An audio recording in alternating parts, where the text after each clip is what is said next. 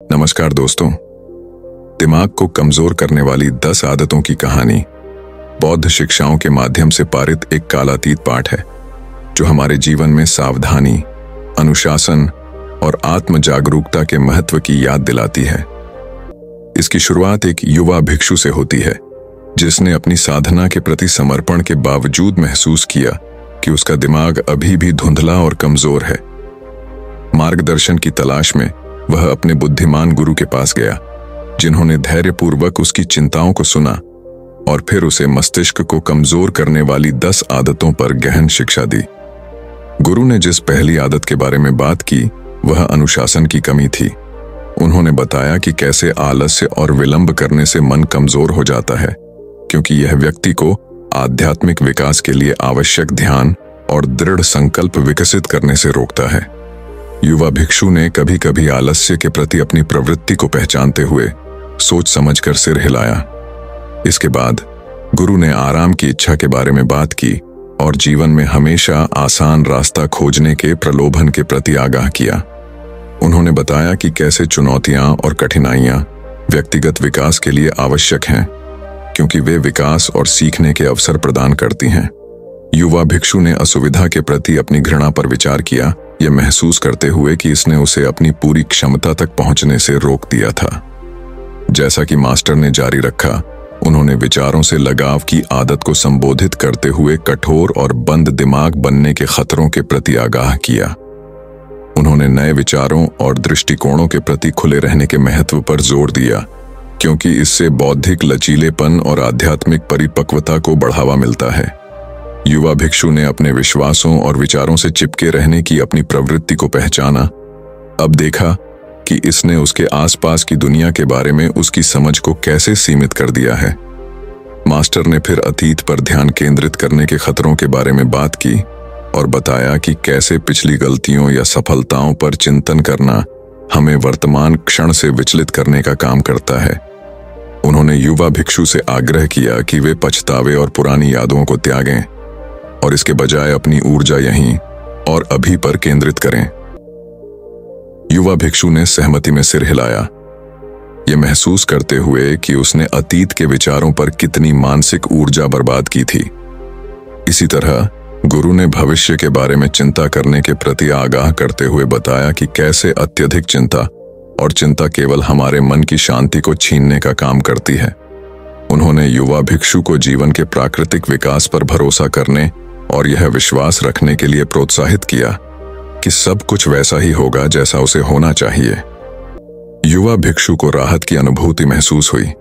उसे एहसास हुआ कि वह अपने डर और अनिश्चितताओं को दूर कर सकता है। इसके बाद मास्टर ने अत्यधिक सोचने की आदत को संबोधित करते हुए बताया कि कैसे हमारे विचारों को नियंत्रण से बाहर जाने से केवल भ्रम और अनिर्णय की स्थिति पैदा होती है। उन्होंने युवा भिक्षु को सचेतनता और उपस्थिति विकसित करने का महत्व सिखाया ताकि वह मन की निरंतर बकबक को शांत करना सीख सके। युवा भिक्षु ने अपनी आंखें बंद कर लीं और एक गहरी सांस ली। उसे अपने ऊपर शांति का एहसास हुआ। इसके बाद गुरु ने नकारात्मक सोच के खतरों के बारे में बात की और अच्छे के बजाय बुरे पर ध्यान देने की प्रवृत्ति के प्रति आगाह किया। उन्होंने बताया कि कैसे सकारात्मक मानसिकता विकसित करने से न केवल मस्तिष्क मजबूत होता है बल्कि आत्मा का उत्थान भी होता है और आत्मा को पोषण भी मिलता है। युवा भिक्षु ने अपने दैनिक जीवन में कृतज्ञता और आशावाद का अभ्यास करने के लिए एक मानसिक नोट बनाया। इसके बाद मास्टर ने अलगाव की आदत को संबोधित किया और सामाजिक मेलजोल और संबंधों से दूर रहने के खतरों के प्रति आगाह किया। उन्होंने समझाया कि भावनात्मक भलाई के लिए सार्थक रिश्ते कितने आवश्यक हैं और युवा भिक्षु से आग्रह किया कि वह जहां भी जाए मित्रता और समुदाय विकसित करें। युवा भिक्षु ने सहमति में सिर हिलाया, यह महसूस करते हुए कि आत्मज्ञान की खोज में उसने खुद को कितना अलग कर लिया था। इसी तरह मास्टर ने शारीरिक गतिविधि के महत्व के बारे में बात की और बताया कि कैसे शरीर की गति की आवश्यकता की उपेक्षा करने से मन और आत्मा दोनों कमजोर हो जाते हैं। उन्होंने युवा भिक्षु को नियमित व्यायाम और शारीरिक गतिविधि में संलग्न होने के लिए प्रोत्साहित किया ताकि वह अपने स्वास्थ्य और जीवन शक्ति को बनाए रख सके। युवा भिक्षु ने अपने शरीर और आत्मा को पोषण देने वाली गतिविधियों में संलग्न होकर अधिक समय बाहर बिताने का संकल्प लिया। अंत में गुरु ने आध्यात्मिक विकास को नजरअंदाज करने की आदत को संबोधित किया और किसी के आंतरिक स्व के विकास की उपेक्षा करने के प्रति आगाह किया। उन्होंने बताया कि कैसे आध्यात्मिकता जीवन में अर्थ और उद्देश्य प्रदान करती है और युवा भिक्षु से ध्यान और प्रार्थना का दैनिक अभ्यास करने का आग्रह किया। युवा भिक्षु को अपने आध्यात्मिक पथ के प्रति प्रतिबद्धता की एक नई भावना महसूस हुई, यह जानते हुए कि यह उसकी वास्तविक क्षमता को अनलॉक करने की कुंजी थी। ही गुरु ने बोलना समाप्त किया। युवा भिक्षु ने उसे प्रदान किए गए ज्ञान के लिए आभारी महसूस करते हुए गहराई से सिर झुकाया। वह जानता था कि उसके दिमाग को मजबूत करने की यात्रा आसान नहीं होगी, लेकिन वह दृढ़ संकल्प की भावना से भरा हुआ था। प्रत्येक गुजरते दिन के साथ वह मस्तिष्क को कमजोर करने वाली 10 आदतों पर काबू पाने का प्रयास करेगा और ऐसा करने पर वह शांति, स्पष्टता और आंतरिक शक्ति की गहरी भावना को जागृत करेगा। निश्चित रूप से आइए 10 आदतों में से प्रत्येक और मन और आत्मा पर उनके प्रभाव के बारे में गहराई से जानें। नंबर 1, अनुशासन की कमी। अनुशासन व्यक्तिगत विकास और उपलब्धि की आधारशिला है। इसके बिना हम आसानी से विकर्षणों और आवेगों के शिकार हो जाते हैं, जिससे हमारे लक्ष्यों की ओर हमारी प्रगति बाधित होती है। अनुशासन विकसित करने के लिए हमारे कार्यों में आत्मनियंत्रण और निरंतरता के प्रति प्रतिबद्धता की आवश्यकता होती है। नंबर 2, आराम की चाहत। जबकि आराम की तलाश स्वाभाविक है, अत्यधिक आराम की चाहत ठहराव और संतुष्टि को जन्म दे सकती है। विकास हमारे आराम क्षेत्र के बाहर होता है, जहां हमें अनुकूलन और विकास करने की चुनौती दी जाती है। विकास के उत्प्रेरक के रूप में असुविधा को अपनाने से हमें अपनी क्षमताओं का विस्तार करने और नई ऊंचाइयों तक पहुंचने की अनुमति मिलती है। नंबर 3, रायों से लगाव। विचारों के प्रति हमारा लगाव हमें वैकल्पिक दृष्टिकोण से अंधा कर देता है और दूसरों के साथ सहानुभूति रखने की हमारी क्षमता में बाधा डालता है। खुले विचारों और विनम्रता को विकसित करके हम सार्थक संवाद को बढ़ावा दे सकते हैं और दुनिया के बारे में अपनी समझ का विस्तार कर सकते हैं। नंबर 4, अतीत पर ध्यान देना। अतीत की घटनाओं पर चिंतन करने से हम वर्तमान क्षण से वंचित हो जाते हैं और अफसोस या पुरानी यादों की भावना बनी रहती है। सचेतनता और स्वीकृति का अभ्यास करके हम अतीत की पकड़ से छुटकारा पा सकते हैं और जीवन के सामने आने पर उसमें पूरी तरह से संलग्न हो सकते हैं। भविष्य के बारे में चिंता करना एक आम आदत है जो चिंता, तनाव और भारीपन की भावना को जन्म दे सकती है। जब हम भविष्य में क्या हो सकता है इस पर अत्यधिक ध्यान केंद्रित करते हैं तो हम संभावित समस्याओं या नकारात्मक परिणामों के विचारों में डूब जाते हैं, जो वर्तमान क्षण के साथ पूरी तरह से जुड़ने की हमारी क्षमता को कम कर सकता है। अपनी क्षमताओं पर भरोसा करना और अनिश्चितता को स्वीकार करना भविष्य के बारे में अत्यधिक चिंता के लिए आवश्यक उपाय हैं। खुद पर भरोसा करने में किसी भी चुनौती से निपटने के लिए अपनी क्षमताओं पर भरोसा रखना शामिल है। इसके लिए अपनी ताकत, कौशल और लचीलेपन को पहचानने और बाधाओं के आने पर उन्हें अनुकूलित करने और उन पर काबू पाने की हमारी क्षमता पर विश्वास करने की आवश्यकता है। अनिश्चितता को स्वीकार करने का अर्थ है यह स्वीकार करना कि भविष्य स्वाभाविक रूप से अप्रत्याशित है और हमारे नियंत्रण से परे है।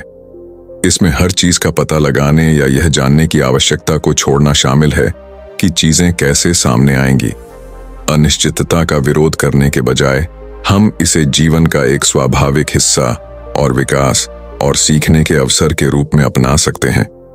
अपनी क्षमताओं पर भरोसा करके और अनिश्चितता को स्वीकार करके हम भविष्य को आत्मविश्वास और लचीलेपन के साथ देख सकते हैं। चिंता और डर से घिरे रहने के बजाय हम खुलेपन और जिज्ञासा की भावना के साथ भविष्य की ओर बढ़ सकते हैं। जो भी हमारे रास्ते में आएगा उसे अपनाने और प्रतिक्रिया देने के लिए तैयार हैं। इसके अलावा अपना ध्यान भविष्य से हटाकर वर्तमान क्षण की ओर केंद्रित करके हम जीवन की समृद्धि और सुंदरता को पूरी तरह से अनुभव कर सकते हैं। माइंडफुलनेस अभ्यास जैसे ध्यान और गहरी सांस लेना हमें खुद को वर्तमान में स्थापित करने और शांति और संतुष्टि की एक बड़ी भावना पैदा करने में मदद कर सकते हैं। अंततः खुद पर भरोसा करके, अनिश्चितता को स्वीकार करके और वर्तमान क्षण में सचेत रहकर हम भविष्य के बारे में अत्यधिक चिंता पर काबू पा सकते हैं और अपने जीवन में अधिक शांति, लचीलापन और पूर्णता पा सकते हैं। नंबर 5, अत्यधिक सोचना, ज्यादा सोचना एक आम आदत है जो विश्लेषण, पक्षाघात और मानसिक थकावट का कारण बन सकती है, जो अंततः निर्णायक कार्रवाई करने की हमारी क्षमता में बाधा डालती है। जब हम जरूरत से ज्यादा सोचते हैं तो हम हर संभावित परिणाम और परिदृश्य पर विचार करते हुए अपने विचारों पर अत्यधिक ध्यान केंद्रित करते हैं, जिससे हम अभिभूत महसूस कर सकते हैं और आगे बढ़ने में असमर्थ हो सकते हैं। अत्यधिक सोच पर काबू पाने के लिए सचेतनता और उपस्थिति का विकास करना महत्वपूर्ण है। माइंडफुलनेस में उस पल में पूरी तरह से मौजूद रहना, बिना किसी निर्णय या लगाव के हमारे विचारों और भावनाओं के प्रति जागरूक होना शामिल है। माइंडफुलनेस का अभ्यास करके हम अपने विचारों में उलझे बिना उनका निरीक्षण करना सीखते हैं, जिससे स्पष्टता और परिप्रेक्ष्य उभरने के लिए जगह बनती है। माइंडफुलनेस के माध्यम से मन को शांत करने से हमें अपने अंतर्ज्ञान, आंतरिक ज्ञान या आंतरिक भावना तक पहुंचने की अनुमति मिलती है, जो हमें निर्णय लेने में मार्गदर्शन कर सकती है। अंतर्ज्ञान अक्सर तब उत्पन्न होता है जब हम अत्यधिक सोचने के शोर को शांत करते हैं और अपनी सहज बुद्धि और अंतर्ज्ञान का उपयोग करते हैं। अपने अंतर्ज्ञान पर भरोसा करना सीखकर हम अधिक आत्मविश्वास और दृढ़ विश्वास के साथ निर्णय ले सकते हैं। इसके अलावा माइंडफुलनेस हमें वर्तमान क्षण में स्थापित करके अत्यधिक सोचने के चक्र से मुक्त होने में मदद करती है। अंतहीन मानसिक बकबक में खोए रहने के बजाय हम अपना ध्यान उस पर केंद्रित करना सीखते हैं जो अब भी हो रहा है, जो हमें अधिक स्पष्टता और प्रभावशीलता के साथ निर्णय लेने की अनुमति देता है। नंबर 6, अपने दैनिक जीवन में सचेतनता और उपस्थिति विकसित करके हम अत्यधिक सोचने और उससे जुड़ी चुनौतियों पर काबू पा सकते हैं।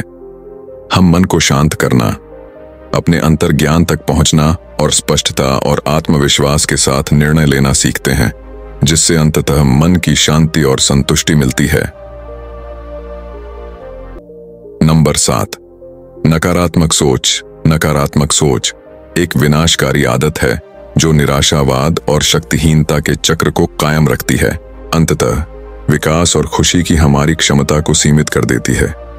जब हम नकारात्मक सोच में संलग्न होते हैं तो हम इस बात पर ध्यान केंद्रित करते हैं कि हमारे जीवन में क्या गलत है या कमी है, जिससे निराशा, चिंता और अपर्याप्तता की भावनाएं पैदा हो सकती हैं।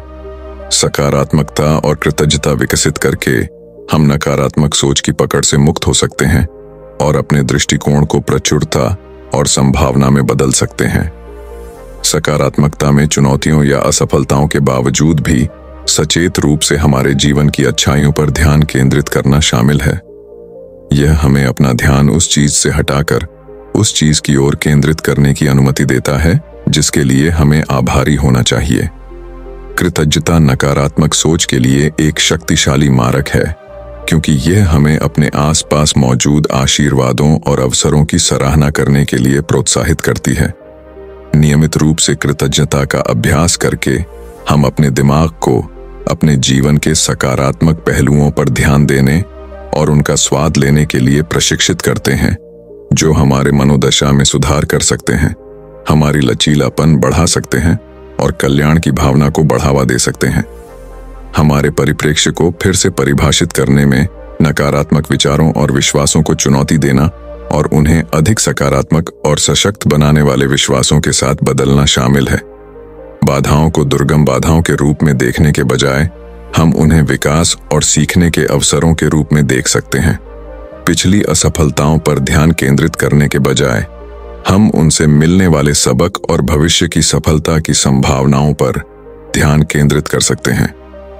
सकारात्मकता और कृतज्ञता विकसित करके हम प्रचुरता और संभावना की मानसिकता विकसित करते हैं, जो हमें नए अवसरों और अनुभवों के लिए खोलती है। हम चुनौतियों का सामना करने में अधिक लचीले हो जाते हैं, अपने जीवन में सुंदरता और आनंद की अधिक सराहना करते हैं और अपनी इच्छानुसार जीवन बनाने के लिए अधिक सशक्त हो जाते हैं।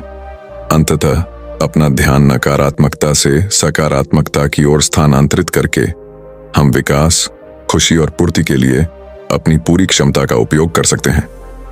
नंबर 8, अलगाव। भावनात्मक भलाई और व्यक्तिगत विकास के लिए मानवीय संबंध आवश्यक है। खुद को दूसरों से अलग करना हमें समर्थन, परिप्रेक्ष्य और विकास के अवसरों से वंचित कर देता है। सार्थक रिश्तों में निवेश करना हमारे जीवन को समृद्ध बनाता है और हमारे अपनेपन की भावना को पोषित करता है। नंबर 9, शारीरिक गतिविधि की कमी। शारीरिक गतिविधि न केवल शरीर को मजबूत बनाती है बल्कि संज्ञानात्मक कार्य और मानसिक कल्याण को भी बढ़ाती है। हमारे शारीरिक स्वास्थ्य की उपेक्षा करने से हमारी पनपने की क्षमता प्रभावित होती है और हमारे जीवन की समग्र गुणवत्ता कम हो जाती है। नियमित व्यायाम और गतिविधि को प्राथमिकता देने से जीवन शक्ति और लचीलापन बढ़ता है। नंबर 10, आध्यात्मिक विकास को नजरअंदाज करना। आध्यात्मिक विकास उद्देश्य, अर्थ और स्वयं से भी बड़ी किसी चीज से जुड़ाव की भावना प्रदान करता है। अपनी आध्यात्मिक भलाई की उपेक्षा करने से हमें खालीपन और अलगाव महसूस होता है, जिससे हमारी आंतरिक शांति और तृप्ति छीन जाती है। आध्यात्मिक अभ्यास करने से आत्मा को पोषण मिलता है और हमारे जीवन के हर पहलू को समृद्ध मिलता है। संक्षेप में, इन 10 आदतों पर काबू पाने के लिए आत्म जागरूकता, व्यक्तिगत विकास और सचेत जीवन के प्रति प्रतिबद्धता की आवश्यकता होती है। इन आदतों को पहचानने और संबोधित करके हम अपने दिमाग को मजबूत कर सकते हैं, अपने आध्यात्मिक संबंध को गहरा कर सकते हैं और अपने सच्चे मूल्यों और आकांक्षाओं के अनुरूप अधिक पूर्ण जीवन जी सकते हैं। अगर आपको हमारी वीडियो पसंद आई हो तो वीडियो को लाइक और चैनल को सब्सक्राइब करें। धन्यवाद।